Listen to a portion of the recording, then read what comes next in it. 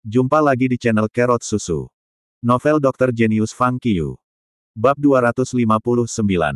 Di Gunung Yaowang. Fang Qiu hanya bisa mengikuti Zhu Benzeng untuk melakukan penyiangan, karena dia belum belajar hal-hal lain sebelumnya. Sangat jarang melihat bahwa Sun Hao dan Zhou Xiaotian, yang dulu tertawa dan bercanda, sangat berperilaku di Gunung Yaowang. Mereka mengabdikan diri untuk bekerja dengan sangat hati-hati, yang mengejutkan Fang Qiu. Aku memintamu untuk melafalkan Kompendium Materia Medica. Sudah selesai. Penjaga Gunung Yaowang tiba-tiba bertanya. Zhu Benzeng tertegun. Sun Hao dan Zhou Xiaotian di dekatnya juga menggigil. Kita belum selesai. Zhu Benzeng menjawab. Sun Hao dan Zhou Xiaotian juga mengungkapkan wajah pahit. Itu sebuah buku. Bagaimana mereka bisa menghafal begitu banyak obat dengan mudah? Jika tidak, lanjutkan. Sambil berbicara, penjaga Gunung Yaowang berjalan menuju Fang Qiu dan menambahkan, jika Anda ingin mengikuti untuk belajar, Anda harus membaca seluruh Kompendium Materia Medica, juga. Setelah mendengar itu, Fang Qiu mengangkat kepalanya. Baru saat itulah dia punya waktu untuk melihat dengan cermat penjaga Gunung Yaowang. Menurut deskripsi Su Miaolin, penjaga Gunung Yaowang benar-benar ahli ramuan legendaris, tetapi yang muncul di depan Fang Qiu hanyalah orang tua biasa. Seperti orang tua biasa, yang sebelum Fang Qiu memiliki rambut dan jenggot abu-abu, dan wajah kurus dengan beberapa kerutan. Sepintas, lelaki tua itu sehat dan sehat tanpa penampilan tua. Aku sudah bisa membacanya. Melihat pria tua itu, jawab Fang Qiu. Oh, orang tua itu tertegun. Bungsu, kapan kamu membacanya? Zhu Benzeng bertanya dengan heran. Bagus, Bungsu. Anda tiba-tiba melafalkan Kompendium Materia Medica, dan tidak memberi tahu kami. Sun Hao mengeluh. Mengapa tidak memberi tahu kami sebelumnya? Zhou Xiaotian juga bertanya sambil tersenyum masam. Karena buku-buku yang diminta oleh Su untuk saya baca berisi Kompendium Materia Medica. Fang Qiu menjelaskan. Setelah mendengar itu, ketiganya segera lega. Fang Qiu telah menunjukkan kepada mereka daftar buku. Tetapi setelah melihatnya, mereka takut dengan jumlah buku. Mereka bahkan tidak tahu buku apa yang ada di daftar. Anda seharusnya tidak hanya membacanya, tetapi menggunakannya dengan benar. Orang tua itu memandang Fang Qiu sambil tersenyum, berkata, kalian terlihat sangat percaya diri. Bagaimana kalau saya menguji Anda hari ini? Baik. Fang Qiu mengangguk. Yah, mari kita mulai dengan yang mudah. Lelaki tua itu membuka mulutnya dan bertanya, ada berapa volume, kata-kata, obat-obatan, dan resep yang ada di Kompendium Materia Medica? Mendengar masalah itu, Zhu Benzeng dan dua lainnya mulai berpikir tanpa sadar sekaligus. Namun, tanpa berpikir panjang sama sekali, Fang Qiu berkata, ada 52 volume dalam Kompendium Materia Medica. Totalnya ada lebih dari 1,9 juta kata, mencatat 1892 jenis obat-obatan dan mengumpulkan 11.096 resep. Ini dibagi menjadi 16 bagian dan 60 kategori. Baik. Pria tua itu mengangguk sambil tersenyum. Itu adalah pertanyaan yang paling mendasar, yang tidak merujuk pada konten Kompendium Materia Medica. Tetapi jika Fang Qiu bahkan tidak bisa menjawabnya, tidak perlu bagi orang tua itu untuk terus bertanya. Di sebelahnya, Zhu Benzeng, Sun Hao, dan Zhou Xiaotian sedang memandangi Fang Qiu seperti mereka sedang melihat monster. Pertanyaan kedua. Orang tua itu melanjutkan, ada berapa obat di bagian serangga? 43. Fang Qiu menjawab sekaligus. Baik. Lelaki tua itu mengangguk puas dan terus bertanya, bagian mana dari obat itu, jika dapat mendetoksifikasi, menghentikan pendarahan, memuaskan dahaga, menyembuhkan edema, menguatkan ginjal, mengobati angin, mengobati rematik lumpuh, mengobati air, mengobati beri-beri, menyembuhkan disentri, menyembuhkan penyakit mata, membunuh serangga, mengobati sakit sendi, mengobati mati rasa tangan dan kaki dan sebagainya. Zhu Benzeng dan yang lainnya tercengang ketika mereka mendengar pertanyaan itu. Apakah ada obat seperti itu di dunia? Bagaimana itu bisa mengobati begitu banyak penyakit? Sambil bertanya-tanya apakah orang tua itu membuat pertanyaan yang salah, mereka memandang Fang Qiu, menunggu jawaban Fang Qiu. Setelah mendengar pertanyaan itu, Fang Qiu segera tersenyum dan menjawab, ini kategori anggur, bagian herbal, dengan total 12 jenis obat-obatan. Tanaman merambat manis memiliki efek detoksifikasi dan menghentikan pendarahan. Tanaman merambat air bisa memuaskan dahaga dan panas. Tanaman merambat peri bisa menyembuhkan edema dan kolik. Tanaman merambat ungu keemasan dapat menguatkan ginjal manusia, dan menyembuhkan luka jahat dan racun bengkak. Tanaman merambat selatan dapat mengobati angin. Sabia japonica maxim dan tanaman merambat dapat mengobati rematik lumpuh. Tanaman merambat ungu bisa mengolah air, tetapi sedikit beracun. Pohon angsa yang jatuh dapat mengobati beri-beri. Qianliji dapat menyembuhkan disentri dan penyakit mata, tetapi sedikit beracun. Tanaman merambat laut bisa membunuh serangga, tetapi beracun. Kaulis spatolobi dapat mengobati menstruasi yang tidak teratur, nyeri sendi, dan mati rasa pada tangan dan kaki. Fang Qiu berkata dalam satu nafas. Pertanyaan ini diajukan oleh orang tua itu untuk menguji ingatan Fang Qiu. Pertanyaan pertama adalah untuk melihat apakah Fang Qiu benar-benar melafalkan Compendium Materia Medica. Pertanyaan kedua adalah untuk menguji keakrabannya dengan Compendium Materia Medica, dan yang ketiga adalah untuk secara langsung memilih sebagian kecil di buku untuk dibaca oleh Fang Qiu. Tentu saja, lelaki tua itu telah membuat jebakan dalam pertanyaan ketiga. Karena ada begitu banyak obat yang dapat menyembuhkan penyakit ini. Dia membiarkan Fang Qiu menjawabnya tanpa merujuk bagian. Pertanyaan yang sulit seperti itu tidak bisa dijawab oleh orang biasa. Namun, Fang Qiu menjawabnya dengan benar, tanpa satu kata pun yang salah. Orang tua itu terkejut. Dia tidak berharap Fang Qiu bisa menjawab pertanyaan seperti itu tanpa kata yang salah. Dia segera bertanya, selain Compendium Materia Medica, apalagi yang bisa Anda baca? Kanon dalam Kaisar Kuning, Klasik Herbal Sen Nong, Risalah tentang Penyakit Febrile, Klasik Pertanyaan, Sinopsis Kamar Emas, Ujung Denyut Lakeside, Sumber 4 Orang Suci, Puls Klasik, DAB Klasik Akupuntur dan Moksibusi, Analisis Detail Penyakit Hangat Epidemi, untuk Guru Kedokteran, Risalah Umum tentang Penyebab dan Gejala Penyakit, 4 Catatan Minat Medis, Resep Esensial untuk Penggunaan Darurat senilai 1000 emas, Resep Zhu Beiji, Catatan Medis sebagai Panduan untuk Pekerjaan Klinis, Resep Sup di Rhymes, dan Properti Obat di Ayat. Fang Qiu menjawab. Mendengar begitu banyak judul buku dari mulut Fang Qiu, penjaga Gunung Yaowang segera menjadi tercengang. Baginya, Fang Qiu menyebut judul buku hanya dengan menyebutkan nama-nama piring. Tapi, bisakah dia membaca begitu banyak buku? Bisakah kamu membaca buku-buku ini? Pria tua itu bertanya dengan takjub. Iya nih. Fang Qiu menjawab dengan anggukan. Kamu benar-benar mahasiswa baru. Orang tua itu bertanya lagi, menatap Fang Qiu dengan tak percaya. Iya nih. Fang Qiu mengangguk. Mendesis. Orang tua itu mengambil napas dingin dan menatap Fang Qiu untuk waktu yang lama sebelum dia membuka mulutnya dan berkata, "Oke, kamu bisa mengikuti saya untuk belajar mulai hari ini." Kemudian, dia segera memutar kepalanya. Dengan wajah marah, dia menatap Zhu Benzeng dan dua lainnya yang berdiri dekat dan memperingatkan, "Kalian bertiga, ikuti dia untuk belajar keras, mengerti?" Ketiganya langsung menjawab. Kemudian, mereka berbalik untuk melihat Fang Qiu dengan getir tanpa persetujuan sebelumnya. Kenapa dia tampil sangat baik? Tampaknya mereka mengerikan. Fang Qiu mengungkapkan senyum. Dia di sini bukan untuk merampok tuan mereka, tetapi untuk belajar pengetahuan. Jelas, orang tua Gunung Yaowang juga tahu itu, jadi dia tidak berniat untuk menerima Fang Qiu sebagai muridnya. Sebaliknya, dia sangat ketat dengan Zhu Benzeng dan dua lainnya, seolah-olah dia adalah tuan mereka. Itu membuat ketiganya sedih di permukaan, tetapi bahagia di hati mereka. Setidaknya, penjaga Gunung Yaowang, orang tua misterius itu, tidak akan meninggalkan mereka. Kemudian, keempat orang itu telah bekerja di Gunung Yaowang sepanjang pagi. Dan sebenarnya, Fang Qiu belajar banyak pagi ini. Bagi penjaga Gunung Yaowang, setiap ramuan di gunung itu sangat berharga. Karena itu, ia harus mengawasi keempatnya setiap saat, terus mengajari mereka cara bekerja, cara agar tidak menyakiti tanaman obat, dan cara membuat tanaman obat tumbuh lebih baik dan memainkan efeknya. Tanpa ragu, ketika mengajar keempat cara melakukan pekerjaan mereka, penjaga Gunung Yaowang sudah mengajari mereka cara menanam rempah.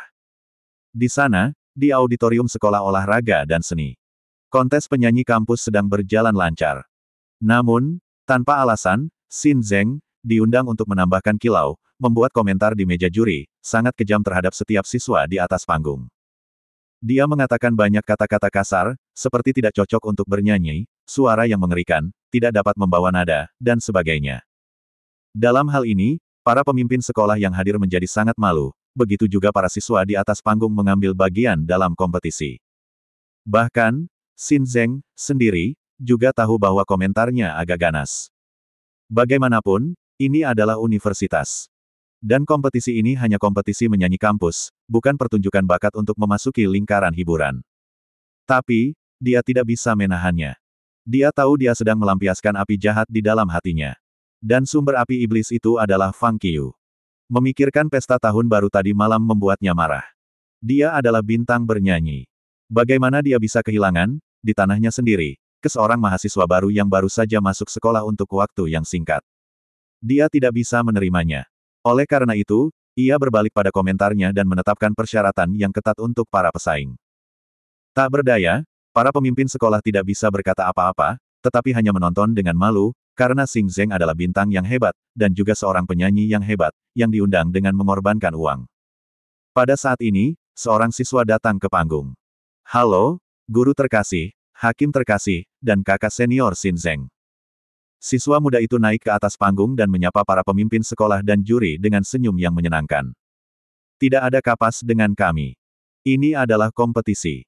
Xing Zeng berseru, mulailah bernyanyi Anda secara langsung. Ketika suara itu memudar, siswa muda itu menunjukkan senyum canggung. Kemudian, iringan dimulai. Itu adalah My Dream, lagu yang dinyanyikan Fang Qiyu tadi malam. Mendengar pendahuluan, semua orang segera mengumpulkan semangat, siap untuk bersenandung bersama. Namun, Xing Zeng segera mengerutkan kening dengan wajah suram. Lagu itu dimulai. Namun, hanya setelah 2 kalimat. Berhenti. Xing Zeng melambaikan tangannya dan berteriak untuk menghentikan penyanyi. Kamu melewatkan irama di awal, dan kuncimu juga salah. Mulai lagi. Wajah siswa yang lebih muda di atas panggung tiba-tiba berubah pucat. Itu terlalu memalukan. Dia hanya bisa mulai bernyanyi lagi. Namun, setelah 2 kalimat, dia dihentikan lagi. Kamu bahkan tidak bisa membawa nada. Jangan pernah bernyanyi lagi. Lanjut. Xing Zeng berteriak dengan marah. Bahkan seorang pria tanah liat memiliki keberanian, apalagi pria sejati. Aku tidak bisa membawa nada. Bisakah kamu? Siswa muda itu langsung berkata balik dengan marah, jika ya, berani Anda berani nyanyikan lagu sebelum saya. Jika tidak, jangan bicara omong kosong.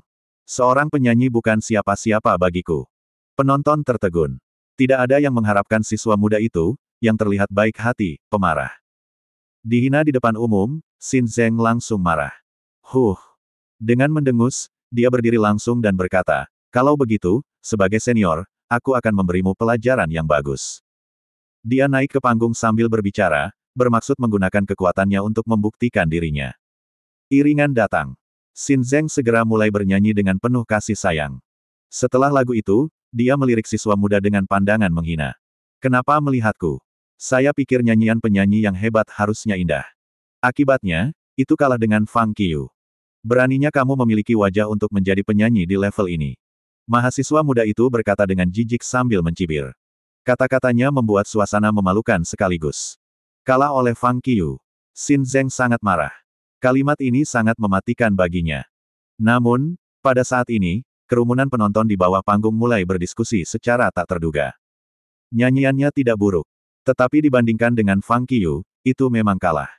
Ya, nyanyiannya tidak sebagus milik Fang Qiyu. Tampaknya tingkat bernyanyi Fang Qiyu telah benar-benar melampaui tingkat penyanyi. Orang-orang muda ini tidak peduli dengan identitas. Sekarang Xing Zeng terlalu sombong, mereka harus membuatnya jengkel dengan kata-kata juga. Bagaimanapun, Xing Zeng tidak bisa berbuat apa-apa pada mereka. Mendengar kata-kata itu, Xing Zeng memang kesal. Terima kasih masih bersama channel Carrot Susu. Bab 260. Kamu mengatakan bahwa nyanyianku tidak sebagus milik Fang Qiyu. Xing Zeng berdiri di atas panggung. Rasa jijik di wajahnya digantikan oleh kemarahan ekstrim secara instan. Itu adalah penghinaan terbesar baginya. Siapa dia? Dia adalah Xing Zeng, seorang penyanyi, meskipun tidak terlalu terkenal. Dia menjadi anggota lingkaran hiburan, dengan perjuangannya selangkah demi selangkah. Dia dikenal oleh banyak penggemar, dan keterampilan menyanyi diakui di lapangan. Nyanyiannya tidak sebagus nyanyian Fang Qiyu. Kata-kata seperti itu merupakan penghinaan tidak hanya pada profesinya, tetapi juga pada karakter dan kekuatannya. Di wilayah sendiri, di alma maternya, alih-alih menikmati kesenangan imajiner dipuji oleh saudara-saudari juniornya, ia didepresiasi oleh begitu banyak saudara junior. Xing Zeng dulu sombong. Bagaimana dia bisa menanggungnya? Apakah aku salah? Mahasiswa muda yang pemarah itu masih dengan senyum di wajahnya, seolah-olah dia tidak bertengkar, tetapi mengobrol. Dia berkata kepada Xing Zeng, itu fakta bahwa semua orang tahu. Biarkan saya begini. Jika tingkat bernyanyi Anda adalah 1, maka Fang Qiyu harus 100. Apakah saya mengerti sekarang? Jika Anda masih tidak mengerti, saya bisa membuatnya lebih sederhana. Singkatnya, Fang Qiu bernyanyi 100 kali lebih baik darimu. Kata-kata itu mengejutkan semua siswa dan pemimpin sekolah yang hadir. Berbahaya itu. Siapa yang akan mengira siswa muda yang baik hati itu, yang tampak mudah diintimidasi, akan membuat pernyataan yang begitu mencolok. Dan ucapannya sangat jelas sehingga mereka membuat orang merasa bergambar. Untuk sementara waktu, para siswa yang hadir tidak bisa membantu tetapi diam-diam mengacungkan jempol untuk siswa muda ini. Ini seni sialan. Senyum tanpa mengucapkan kata-kata kotor bisa membuat orang jengkel. Para pemimpin sekolah mengungkapkan wajah aneh. Bocah ini memang berbakat. Mungkin ada seorang raja dari sebuah acara bincang-bincang atau master pembicaraan silang di sekolah olahraga dan seni. Tetapi anehnya, penampilan Xin Zeng membuat orang-orang merasa jijik, jadi, dalam perang yang memarahi ini, baik para pemimpin sekolah maupun para siswa yang menonton di bawah panggung menonjol pada saat pertama kali berbicara untuk Xin Zeng, sebaliknya, mereka bersedia menjadi penonton. Baik. Karena marah, Xin Zeng langsung mengulurkan tangan untuk menunjuk pada siswa muda itu, mengatakan, karena kamu mengatakan bahwa nyanyianku lebih rendah daripada nyanyian Fang Qiu, tolong pergi padanya sekarang, katakan padanya aku bisa bersaing dengannya kapan saja setelah kontes berakhir. Aku akan memberitahumu apa itu keterampilan menyanyi yang hebat dan siapa penyanyi sejati saat itu. Setelah mendengar itu, para pemimpin di bawah panggung segera mengerutkan alis mereka. Namun, masih belum ada yang berdiri untuk berbicara untuk Xin Zeng. Di meja pemimpin, seorang pria parubaya menghela nafas tanpa daya setelah melihat ini, dan berkata, kami memanjakan anak-anak ini. Mengambil beberapa kelas budaya, mereka tidak tahu bagaimana berbicara dengan benar. Bagaimana anak ini bisa mengatakan kata-kata seperti itu pada kesempatan seperti itu? Dia terlalu bandel. Bocah ini tampaknya adalah murid di kelasmu, dan Xin Zeng juga diajari olehmu, yang berarti mereka sesama murid satu sama lain. Di samping pria parubaya itu, seorang guru berkata, iya nih. Pria parubaya itu menjawab dengan senyum pahit, mereka memang muridku. Sekarang, tampaknya jika anak ini akan berkembang di lingkaran hiburan sebagai penyanyi, dia mungkin menghadapi perlawanan yang cukup besar.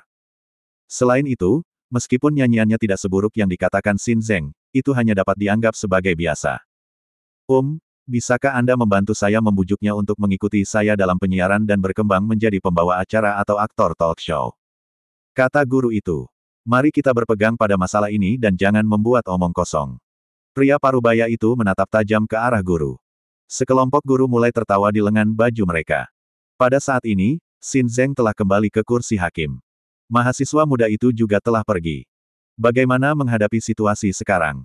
Di meja pemimpin, pria parubaya itu menggelengkan kepalanya dan berkata sambil menghela nafas, Xin Zeng terlalu sombong dan kasar. Dalam hal ini, tidak pantas baginya untuk menang. Begitu juga dengan Fang Qiu. Yang lainnya mengangguk setuju. Para pemimpin dan guru ingin membiarkan seseorang memanggil siswa muda itu kembali untuk menekan masalah ini. Akibatnya, sebelum mereka melakukan itu, sebuah diskusi sengit telah terjadi di antara para penonton di sekitar. Banyak orang melarikan diri dengan gembira, tampaknya menyampaikan berita kepada orang lain. Dalam hal ini, bahkan jika para pemimpin dan guru berniat untuk menekan masalah ini, mereka tidak bisa. Tanpa daya, mereka tidak bisa melakukan apa-apa selain melihat dan menghela nafas. Segera setelah itu, berita bahwa Xin Zeng memberi tantangan kepada Fang Qiu di kontes penyanyi kampus tersebar di seluruh kampus, di bawah komunikasi siswa. Xin Zeng akan menantang Fang Qiu. Harus diakui bahwa Xin Zeng sendiri sangat topikal. Setidaknya dia seorang penyanyi, bukan? Fang Qiu juga sangat topikal. Mengapa kedua pria itu akan bertemu? Sangat menyenangkan hanya untuk memikirkannya. Pertempuran antara dua orang terkenal segera menjadi objek diskusi gila di antara semua siswa. Xin Zeng ingin menantang Fang Qiu. Xin Zeng terlalu tak tahu malu. Seorang penyanyi hebat menantang seorang mahasiswa baru. Meskipun mereka tidak berada di sekolah yang sama, Fang Qiu masih menjadi saudara juniornya. Ya, mungkinkah dia ingin menggunakan Fang Qiu untuk bersenang-senang? Saya benar-benar berpikir bahwa kekuatan bernyanyi Fang Qiu lebih kuat daripada Xin Zeng. Ya, aku juga berpikir begitu. Fang Qiu bernyanyi dengan sangat baik. Tantangannya tampaknya tak terhindarkan. Menurut Anda siapa yang akan menang? Saya pikir Fang Qiu akan menang. Saya mendukung Fang Qiu juga. Saya juga berpikir Fang Qiu akan menang. Tapi bagaimanapun, Xin Zeng adalah profesional. Dari sudut pandang profesional, Fang Qiu mungkin tidak menang. Iya nih. Setidaknya, Xin Zeng adalah bintang yang memiliki tim bersamanya. Tapi Fang Qiu hanya memiliki dirinya sendiri dan dia bahkan bukan murid sekolah olahraga dan seni. Mode kompetisi masih belum diketahui. Jika Xin Zeng mengundang beberapa orang profesional untuk membantunya agar menang, saya khawatir Fang Qiu akan kalah. Bagaimanapun, Fang Qiu hanyalah seorang siswa, sementara Xin Zeng sudah berada di lingkaran hiburan selama bertahun-tahun. Kita bisa mengabaikan komentar para pakar itu, tetapi apa yang diinginkan Xin Zeng hanyalah hasilnya, bukan? Untuk sementara waktu, orang-orang di sekitar sekolah berbicara tentang tantangan antara Xin Zeng dan Fang Qiu. Beberapa orang sangat yakin bahwa Fang Qiu akan menang, sementara yang lain sangat mengkhawatirkannya. Karena dari semua aspek analisis, mereka merasa bahwa Xin Zeng memiliki peluang yang lebih baik untuk menang. Namun, Fang Qiu, yang tidak tahu apa-apa tentang itu, masih bekerja di Gunung Yaowang sekarang. Fang Qiu. Apakah Fang Qiu di sini? Di Gunung Yaowang, ketika keempat pria itu bekerja keras, tangisan terengah-engah tiba-tiba datang. Fang Qiu menangguhkan pekerjaannya dan berdiri. Melihat Fang Qiu pada saat yang sama, pria yang menangis itu bergegas mendekat. Pria yang menangis adalah siswa muda yang baru saja bertengkar dengan Xin Zeng. Pelan, pelan. Jangan kep pada obat-obatan. Fang Qiu memperingatkan dengan tergesa-gesa. Mendengar itu, siswa muda itu segera melambat, dan datang selangkah demi selangkah sambil mengamati jalan dengan hati-hati. Untuk apa kau menginginkanku? Fang Qiu bertanya, setelah siswa muda itu mendekatinya. Fang Qiu. Mahasiswa muda itu menyeringai, menjawab, saya bertanya kepada banyak orang sebelum saya tahu Anda ada di sini. Butuh waktu lama bagi saya. Fang Qiu tertegun. Orang ini adalah kartu liar total. Alih-alih menjawab pertanyaan Fang Qiu, dia bertindak seolah-olah dia sangat mengenal Fang Qiu. Oh, tidak ada yang penting. Sambil berbicara, siswa muda itu tiba-tiba mengeluarkan selembar kertas dan pena dari saku celananya, menyerahkannya kepada Fang Qiu dan berkata, bisakah kamu tanda tangani namamu untukku? Terima kasih. Fang Qiu terdiam. Dia mengambil pena dan kertas, dan menandatangani namanya sekaligus. Namun, ketika Fang Qiu menandatangani, siswa muda itu mengeluarkan ponselnya dan datang ke sisi Fang Qiu, berniat untuk mengambil foto dengan Fang Qiu. Apa yang sedang kamu lakukan? Tiba-tiba, Sun Hao berlari menghadang di depan Fang Qiu secara langsung, mengatakan, tanda tangan itu gratis, tapi 100 yuan untuk mengambil foto. Oh ya sudah. Siswa muda itu segera menarik teleponnya tanpa ragu. Fang Qiu menyelesaikan tanda tangannya pada saat ini. Kamu sudah lama mencari saya dan berlari begitu cepat hanya untuk mendapatkan tanda tangan saya. Fang Qiu bertanya sambil menyerahkan tanda tangan kepada siswa muda itu. Tentu saja tidak. Mengambil alih tanda tangan, siswa muda itu mengambil selembar kertas lagi dari saku celananya, menyerahkannya kepada Fang Qiu dan berkata pada saat yang sama, masuk lagi, dan aku akan memberitahumu. Fang Qiu tiba-tiba membeku. Zhu Benzeng dan dua lainnya juga tercengang. Apakah ada yang salah dengan orang ini? Namun, tanda tangan adalah hal yang mudah. Tanpa berpikir dua kali, Fang Qiu segera masuk lagi. Saat melewati tanda tangan, dia secara spesifik mengatakan bahwa tidak akan ada yang ketiga kalinya. Katakan sekarang apa yang ada di pikiranmu. Fang Qiu mengucapkan. Oh.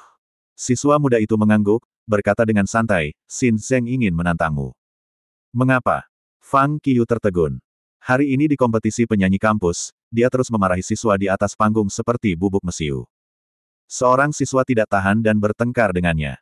Pelajar itu berkata nyanyian Xin Zeng tidak sebagus milikmu, yang membuat Xin Zeng kesal. Akibatnya, Xin Zeng memberikan tantangan kepada Anda di tempat, dan secara khusus meminta saya untuk memberitahu Anda bahwa dia menunggu kedatangan Anda kepadanya kapan saja setelah kompetisi penyanyi kampus. Itu dia. Setelah menyelesaikan cerita dalam satu tarikan napas, siswa muda itu segera berbalik. Berjalan 3 meter jauhnya, dia akhirnya menoleh ke belakang dan tersenyum pada keempatnya, mengatakan, maaf, orang yang bertengkar melawan Xin Zeng adalah aku. Hei, hei. Kemudian, dia melarikan diri sekaligus. Mendengar itu, Zhu Benzeng dan dua lainnya benar-benar terdiam. Bocah yang licin. Dia tidak hanya merasa tenang tentang masalah yang dia buat, tetapi juga menggunakannya untuk mendapatkan keuntungan. Dia benar-benar tak tahu malu. Kenapa aku bisa terlibat dalam segalanya? Sungguh sial. Fang Qiu berkata tanpa berkata-kata. Bungsu, terima saja. Zhou Xiaotian menggelengkan kepalanya sambil menghela nafas. Meskipun kamu tidak di Jianghu, ada legenda tentang kamu. Mengapa hal-hal ini terjadi padamu, tetapi bukan aku? Anda dapat pergi untuk bersaing dengan Xin Zeng atas nama saya, kata Fang Qiu sekaligus. Hei, Hei! Zhou Xiaotian menjawab sambil menyeringai, aku akan pergi setiap hari dan setiap malam, jika kau bisa memberiku suaramu.